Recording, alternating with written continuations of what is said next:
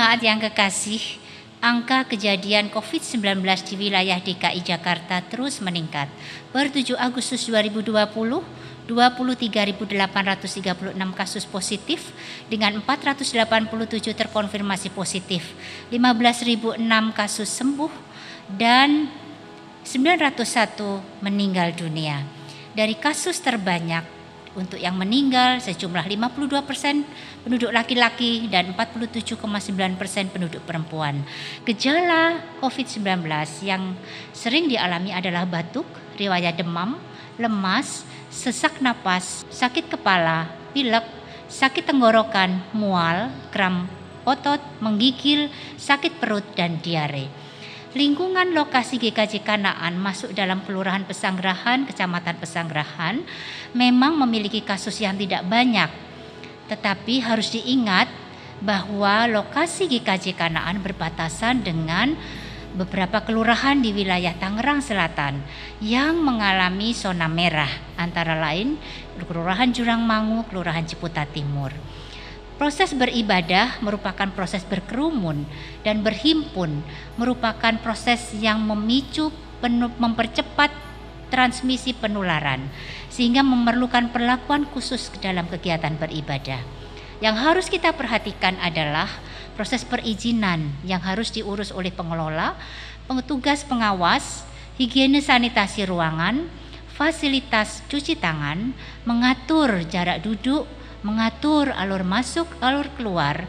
Waktu seremonial ibadah juga harus dibatasi. Bagi jemaat, yang harus kita perhatikan adalah jemaat yang ikut beribadah harus sehat, tetap memakai masker, menjaga kebersihan tangan, menghindari kontak fisik, bersalaman, berpelukan, menjaga jarak dengan jemaat yang lain, dan melakukan etika batuk dan bersin yang tepat. Lansia dan anak-anak diharapkan untuk sementara ini menunda mengikuti ibadah di gedung gereja. Jemaat juga diharapkan tidak menyentuh mata, hidung, dan mulut. Mari kita bersama-sama berpartisipasi menerapkan protokol kesehatan untuk menurunkan transmisi penularan COVID-19 dengan tetap taat sesuai dengan anjuran pemerintah dan anjuran pihak kesehatan, baik di rumah, di jalan, di tempat umum, di kantor, di tempat kerja, maupun di gedung gereja. Terima kasih, Tuhan memberkati.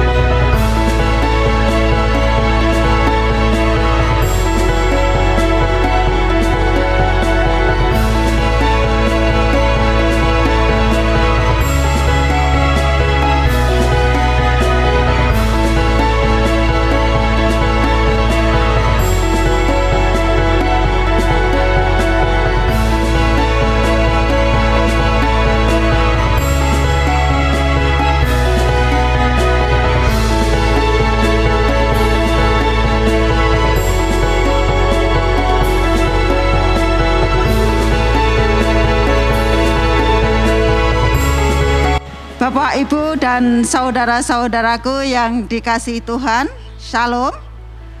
Kami GKJ Kanaan siap menyambut ibadah new normal, tentunya harus mentaati protokol kesehatan yang telah ditetapkan. Namun karena lingkungan gereja dan lingkungan tempat tinggal Bapak Ibu masih zona merah, harap bersabar menunggu sampai zona hijau baru kita bisa melaksanakan ibadah di gereja. Untuk sementara kita masih ibadah secara online. Terima kasih, kiranya Tuhan memberkati kita semua.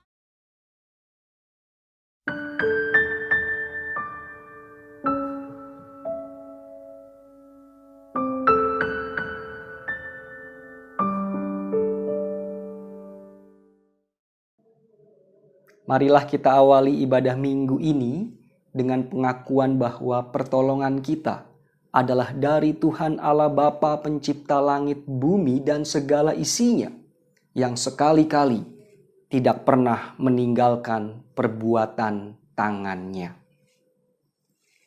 Kasih karunia dan damai sejahtera dari Tuhan Allah Bapa dan dari Tuhan Yesus Kristus ada pada saudara sekalian. Ibu, kenapa kita harus beribadah? Ibu ingin bertanya dulu, apa saja yang kamu lakukan saat ibadah?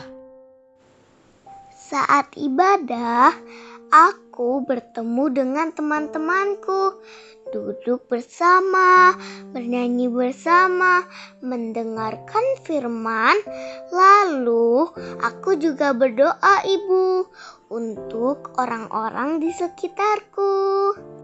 Ya, itulah mengapa kita harus beribadah. Karena dengan beribadah, kita akan bertemu banyak saudara-saudara seiman dan melakukan banyak hal yang baik bersama mereka, seperti berdoa, bernyanyi, mendengarkan firman, mendengarkan kisah hidup, atau cerita saudara-saudara kita. Dengan begitu, kita bisa saling peduli, bertumbuh dalam iman bersama, dan saling mengasihi. Sikap saling mengasihi dan peduli dengan saudara-saudara seiman kita. Tapi sekarang kita tidak lagi ibadah di gereja. Memang bisa saling mengasihi. Nak, kita sudah melakukan ibadah jauh sebelum adanya pandemi corona ini. Seharusnya buah dari ibadah sudah kita rasakan saat ini. Jadi, meskipun saat ini kita sedang melakukan ibadah di rumah masing-masing, bukan berarti buah dari ibadah kita selama ini, yaitu saling mengasihi dan saling peduli, tidak dapat kita rasakan dan lakukan, Nak. Ibu, berarti buah aku beribadah di sekolah minggu juga saling mengasihi ya, Bu? Betul, Nak. Ketika kamu bisa mengasihi saudara-saudara seiman kita, dan kita merasakan kasih dari saudara-saudara seiman kita, berarti ibadahmu sudah berbuah.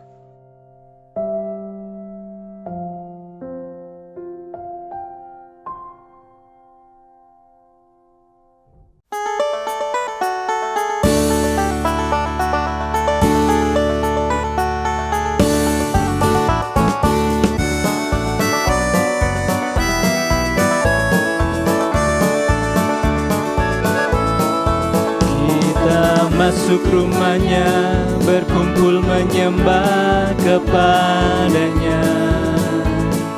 Kita masuk rumahnya, berkumpul menyembah kepadanya.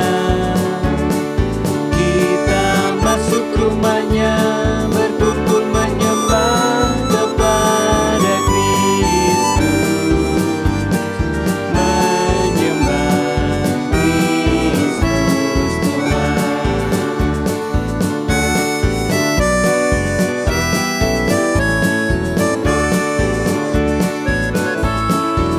Lupakanlah dirimu, arahkan hatimu kepadanya. Lupakanlah dirimu, arahkan hatimu kepadanya. Lupakanlah dirimu, arahkan hatimu kepada Kristus. Menyembah Kristus Tuhan.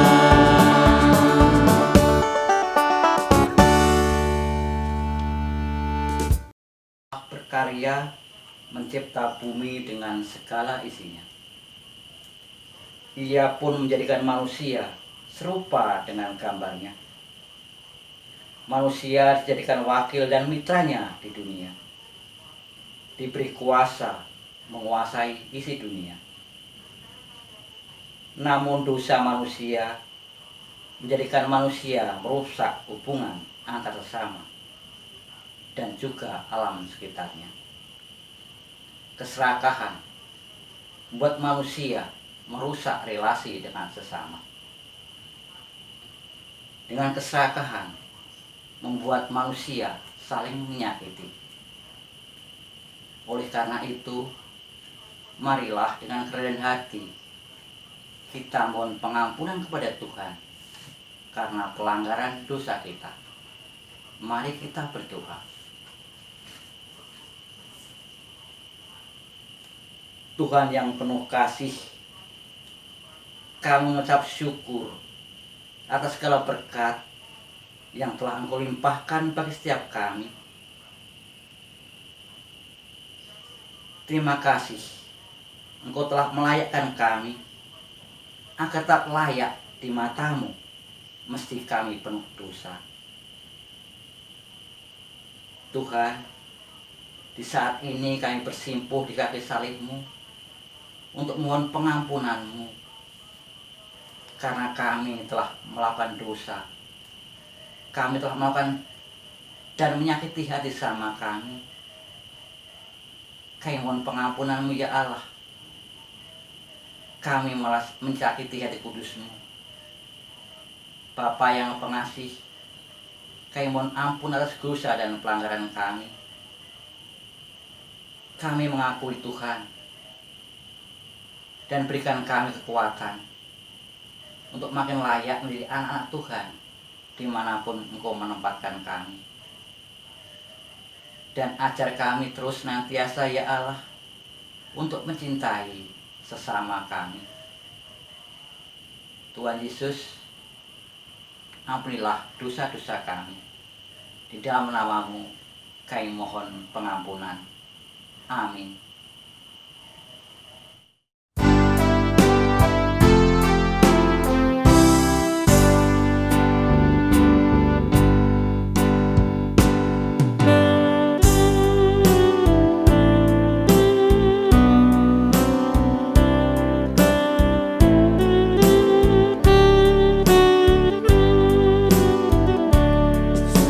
Serikat persaudaraan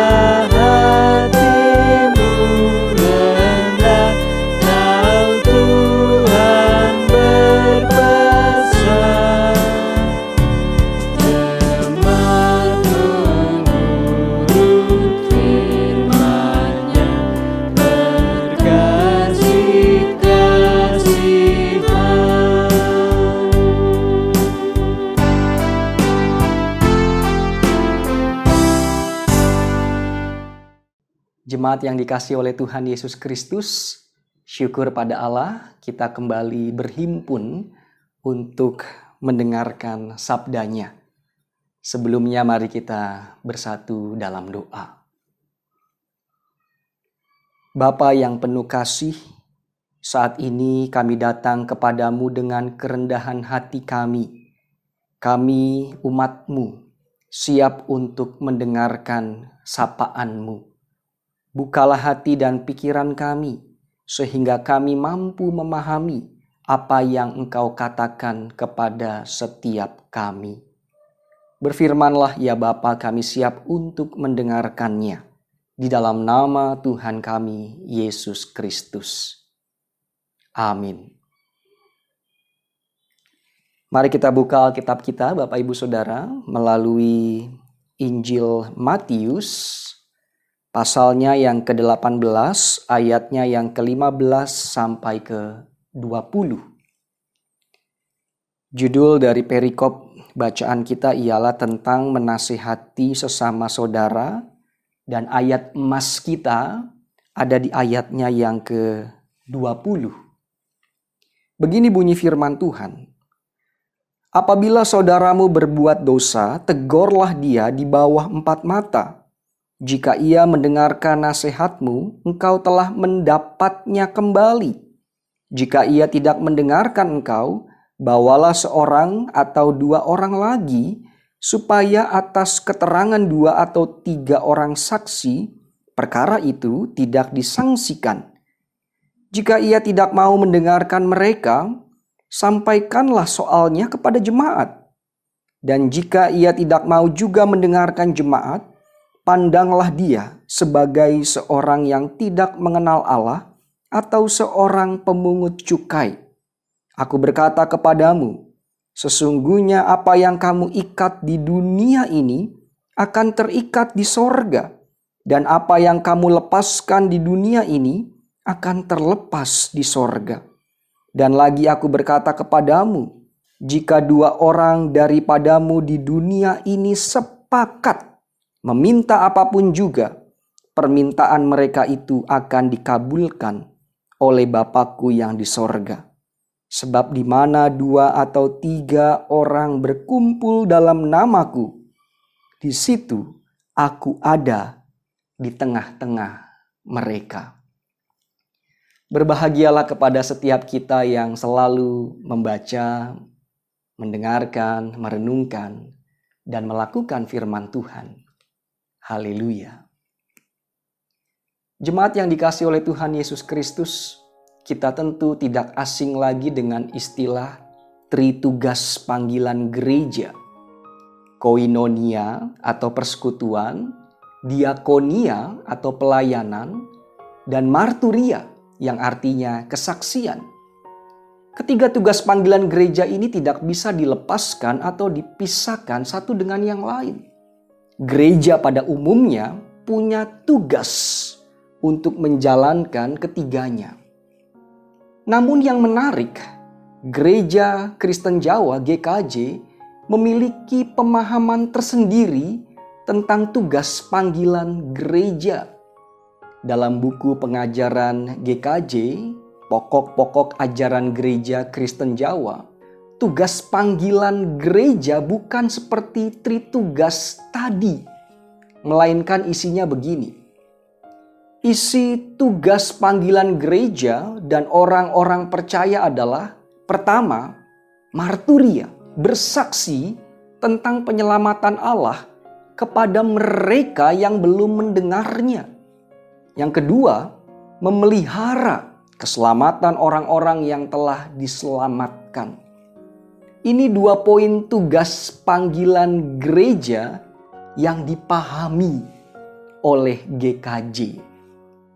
Lalu pertanyaannya, kemana koinonia dan diakonia? Kemana persekutuan dan pelayanan? GKJ memahami bahwa persekutuan dan pelayanan bukan lagi tugas. Persekutuan dan pelayanan adalah kemestian yang tak terhindarkan dalam kehidupan bergereja. Saya menyebutnya persekutuan dan pelayanan adalah bagian dari nafasnya gereja.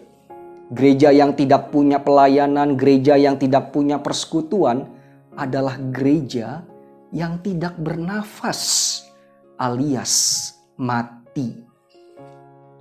Tema kita hari ini persekutuan dalam kasih sebagai buah dari ibadah.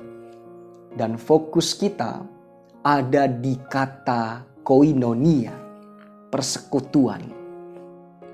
Menurut ensiklopedia Alkitab, kata koinonia memiliki 3 makna. Yang pertama, memberi. Makna yang kedua, mendapat. Dan makna yang ketiga, bersama-sama saling berbagi. Sehingga dapat disimpulkan persekutuan adalah kerelaan untuk saling berpartisipasi aktif dalam kebersamaan. Ada yang memberi, ada yang mendapat, dan ada yang sama-sama saling berbagi. Jadi jangan pernah kita katakan, aku tidak punya kontribusi apa-apa dalam persekutuan. Jangan pernah kita katakan pula, aku tidak punya peran apa-apa di dalam kebersamaan. Saya dan saudara, setiap kita bernilai di dalam persekutuan. Melalui bacaan firman Tuhan kita pada saat ini, khususnya di ayatnya yang ke-20, kita bisa melihat bahwa ada 3 pilar penting yang mewarnai kehidupan persekutuan. Saya menyederhanakannya supaya kita mudah mengingat dengan 3K. K yang pertama, kehadiran. Persekutuan tanpa kehadiran bukanlah persekutuan. Matius 18 ayatnya yang ke-20 tadi. Tuhan Yesus mengatakan, sebab di mana 2 atau 3 orang berkumpul, bertemu, hadir dalam nama Tuhan Yesus, di situ Kristus hadir di tengah-tengah kita. Mungkin kita bertanya Bapak Ibu Saudara, tapi bukankah di masa-masa pandemi COVID-19 ini kita tidak bisa bertemu secara langsung? Kita tidak bisa hadir di gedung gereja dan tatap muka secara langsung. Bagaimana kita memaknai perjumpaan kita secara online ini? Bagaimana kita memaknai kehadiran kita di masa-masa pandemi COVID-19 seperti ini? Harus kita akui kehadiran secara langsung, kehadiran secara fisik memang punya arti tersendiri. Kita pasti kangen ketemu langsung di gedung gereja. Kita pasti rindu bisa hadir dan bersekutu kembali di gereja. Saya pun secara pribadi merasakan perbedaan yang sangat tajam antara hadir dan berkhotbah secara langsung di depan Bapak Ibu Saudara dengan berkhotbah hanya di depan kamera seperti ini. Rasanya beda sekali. Biasanya saya melihat wajah Bapak Ibu Saudara dan juga jemaat yang sudah punya bangku favorit di gereja, tetapi kini saya tidak bisa melihat wajah Bapak Ibu Saudara secara langsung. Dari pengalaman semua ini sebenarnya kita sama-sama belajar bahwa kehadiran fisik memang penting dan punya makna. Tetapi kehadiran dalam iman Kristen sebenarnya tidak bisa dibatasi oleh ruang dan waktu.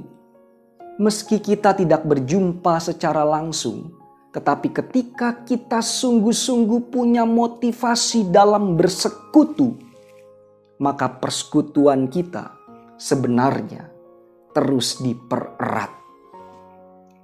Di surat-surat Rasul Paulus ada begitu banyak pengalaman indah bagaimana Paulus tidak bisa berjumpa secara langsung dengan jemaat.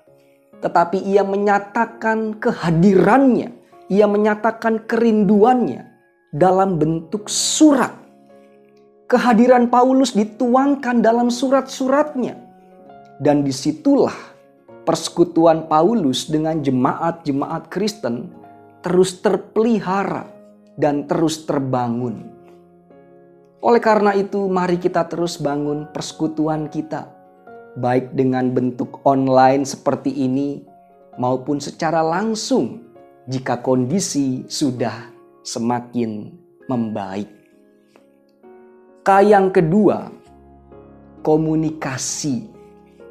Persekutuan dapat terbangun dengan terus menjalin komunikasi. Dalam bahasa Inggris disebut communication, yang berasal dari bahasa Latin communicare, yang artinya saling berbagi. Communicare dengan koinonia sama-sama punya makna saling berbagi. Dengan kata lain, persekutuan dan komunikasi tidak bisa dipisahkan. Suami istri yang tidak lagi berkomunikasi, hubungannya memungkinkan sedang retak. Orang tua dan anak tidak pernah komunikasi, bisa jadi relasinya sedang tidak bagus. Pelayan-pelayan Tuhan yang mengesampingkan komunikasi dalam melayaninya, suatu saat nanti bisa timbul salah paham satu dengan yang lain. Kita yang gak pernah berkomunikasi dengan Tuhan, hidup rohani kita akan mengalami kekeringan. Komunikasi adalah pilar yang penting dalam persekutuan. Yang terakhir, yang ketiga, kerjasama. Kerjasama yang dimaksud di sini bukan sekadar kerja bersama-sama, melainkan satu dengan yang lain memperhatikan pula sesamanya. Yang lemah dibantu yang kuat, yang jatuh dibangunkan oleh yang masih semangat, yang sakit dikuatkan oleh yang sehat, yang kecil didukung oleh yang kuat. Dan jangan pernah kita katakan yang sakit, yang lemah, dan bahkan yang kecil tidak punya apa-apa, tidak berguna dalam persekutuan. Jangan kita katakan itu. Justru keberadaan mereka membuat persekutuan kita hidup dan berwarna. Ada sebuah ilustrasi begini Bapak Ibu Saudara.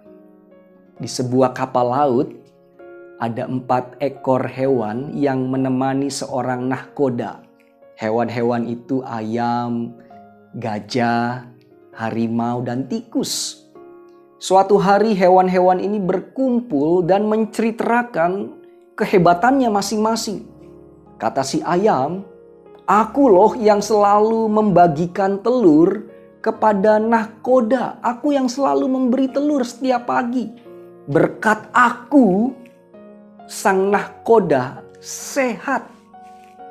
Gajah pun gak mau kalah. Gajah kemudian berkata, "Aku yang paling kuat. Aku yang selalu membantu nahkoda kita untuk mengangkat benda-benda atau barang-barang yang berat." Harimau langsung segera mengaum dan berkata, "Kalau aku terkenal kesaktiannya dalam bertarung, aku selalu menang di setiap pertempuran. Aku selalu melindungi nahkoda kita dari serangan bajak laut dan orang-orang yang jahat." Sebagai binatang yang terkecil, tikus hanya terdiam. Ketiga hewan lainnya kemudian memandang si tikus dan kompak berkata kepada si tikus, "Dalam kapal laut ini hanya kamu yang tidak ada gunanya, tikus. Kamu lemah." Suatu hari kapal ini menabrak karang yang cukup tajam dan ada kebocoran sedikit di kapal itu. Keempat hewan dan nahkoda ini tentu panik. Mereka tidak tahu apa yang harus mereka lakukan karena memang lokasi kebocorannya berada di tempat tersembunyi sehingga sulit untuk bisa ditemukan. Tikus yang kecil itu kemudian berpikir sejenak dan berkata, "Teman-teman, mungkin inilah saatnya saya punya kontribusi." Lalu tikus itu kemudian bergerak. Dengan tubuh mungil dan lonjong, ia begitu mudah masuk ke sela-sela kapal dan menemukan sumber kebocoran. Singkat cerita, akhirnya kapal itu dapat diselamatkan. Sang nakoda berkata, "Untung ada kamu tikus. Kalau tidak ada, bisa celaka kita." Ketiga hewan besar yang tadi sempat mengejek si tikus tertunduk malu dan tersadar bahwa hewan kecil seperti tikus pun ternyata punya peran, punya kontribusi di dalam persekutuan. Persekutuan butuh kerjasama, karena ada kalanya kita menguatkan sesama yang lain, dan ada kalanya kita dikuatkan oleh sesama yang lain. Tetap kompak GKJ Kanaan, tetaplah kita terus menghidupi persekutuan kita. Amin.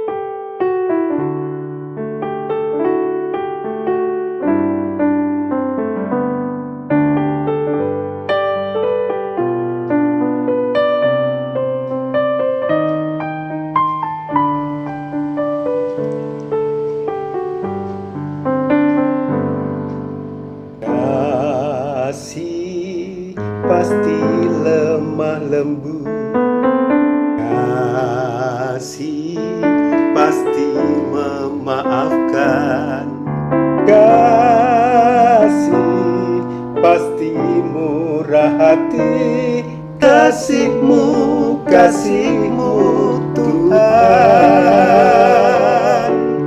Kasih pasti lemah lembut, kasih pasti memaafkan, kasih pasti murah hati, kasih-Mu Tuhan. Ajarilah kami ini saling mengasihi, ajarilah kami ini saling mengampuni, ajarilah kami ini kasih-Mu, oh Tuhan, kasih-Mu kudus tiada batasnya.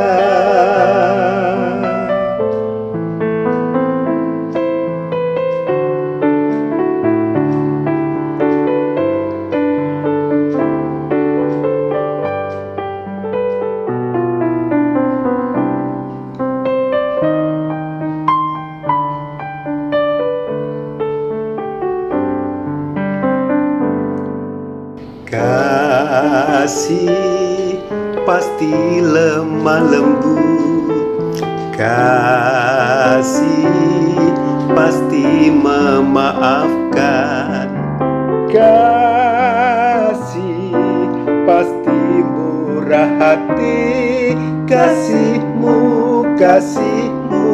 Tuhan.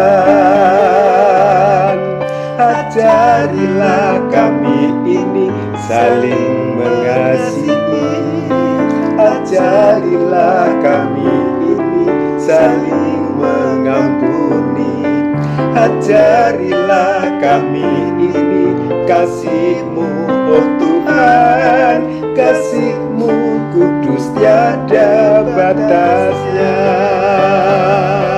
Ajarilah kami ini saling mengasihi, ajarilah kami ini saling mengampuni, ajarilah kami ini kasih-Mu, oh Tuhan, kasih-Mu kudus tiada batasnya.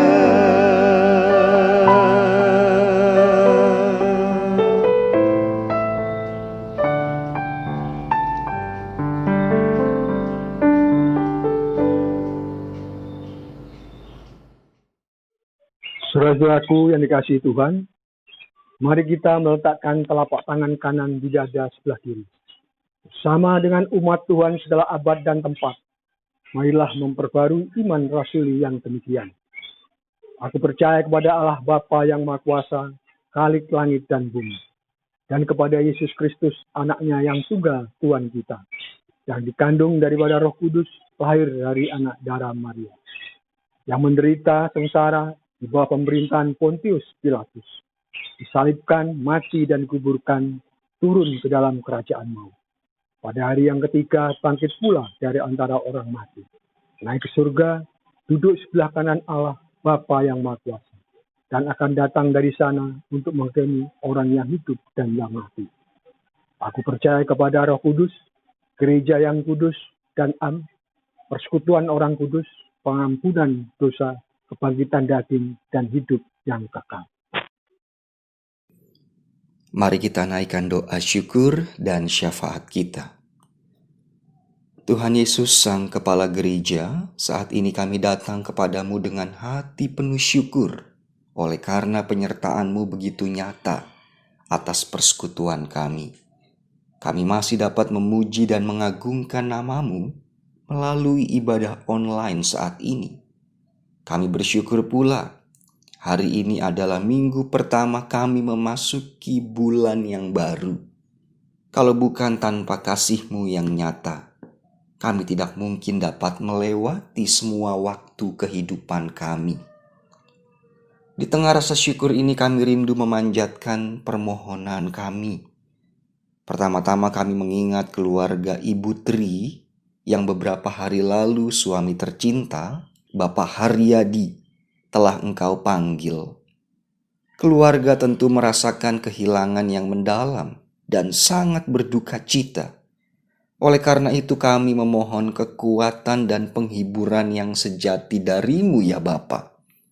Peganglah tangan keluarga dan tuntunlah setiap langkah mereka. Kami berdoa bagi mereka yang sakit dan menjalani masa pemulihan.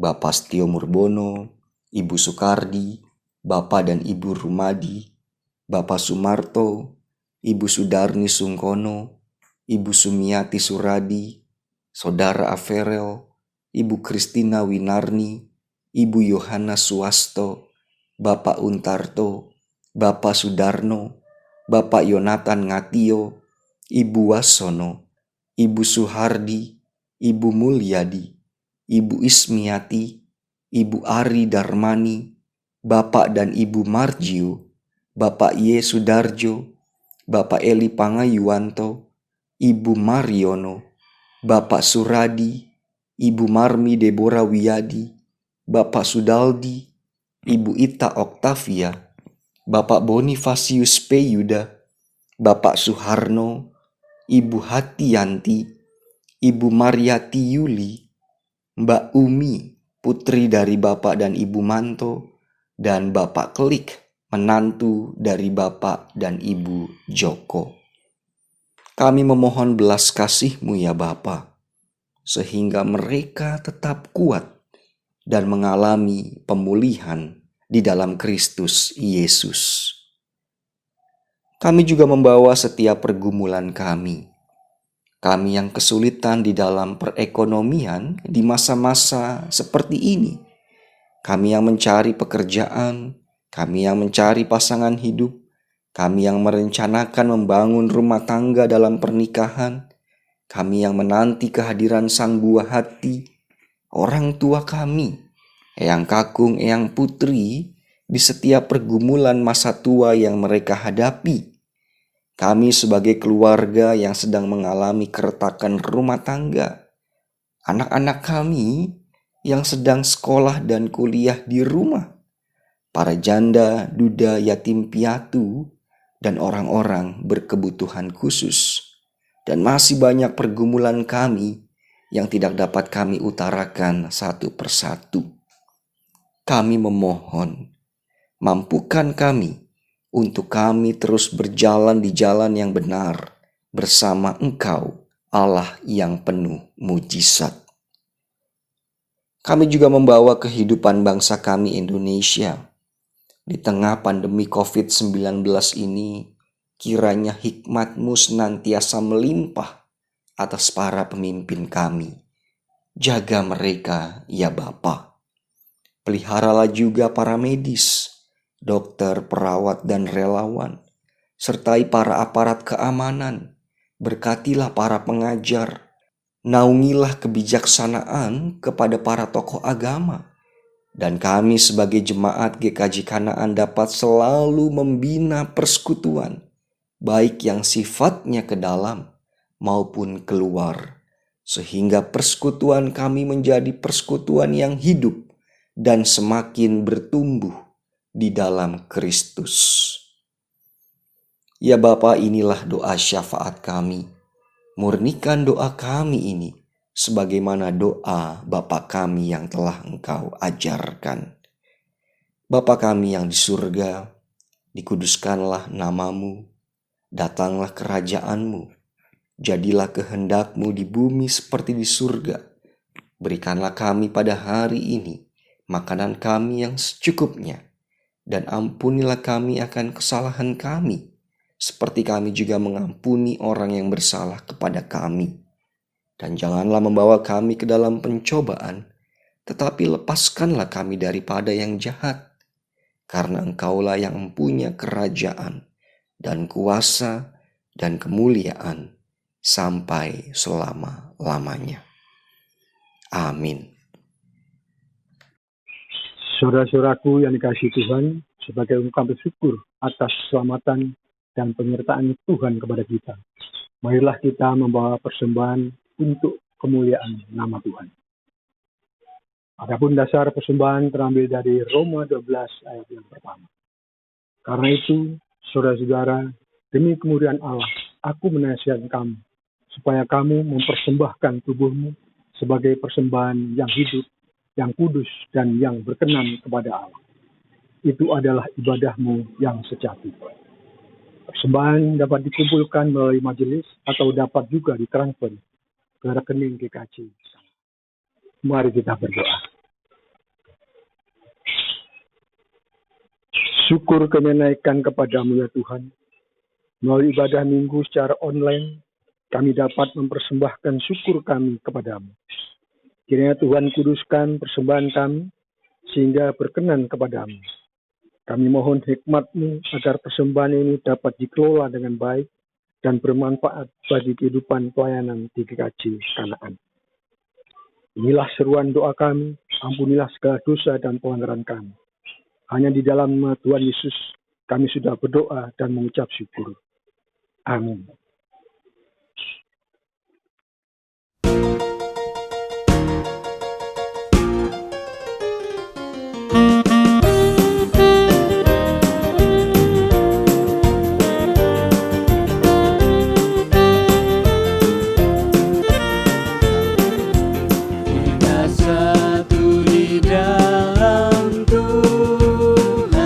Satu gereja yang esa.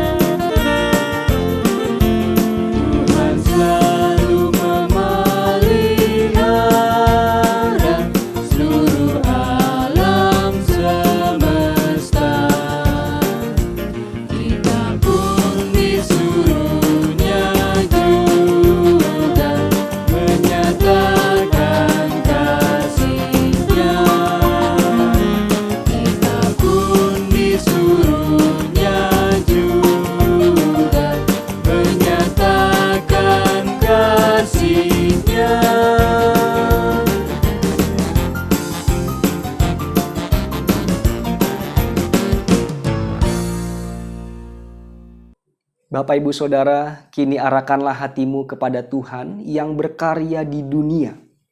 Lakukanlah firman-Nya dan saling mengasihilah satu dengan yang lain. Terimalah berkat-Nya. Tuhan memberkati engkau dan melindungi engkau. Tuhan menyinari engkau dengan wajah-Nya dan memberi engkau kasih karunia. Tuhan menghadapkan wajah-Nya kepadamu dan memberi engkau damai sejahtera. Amin.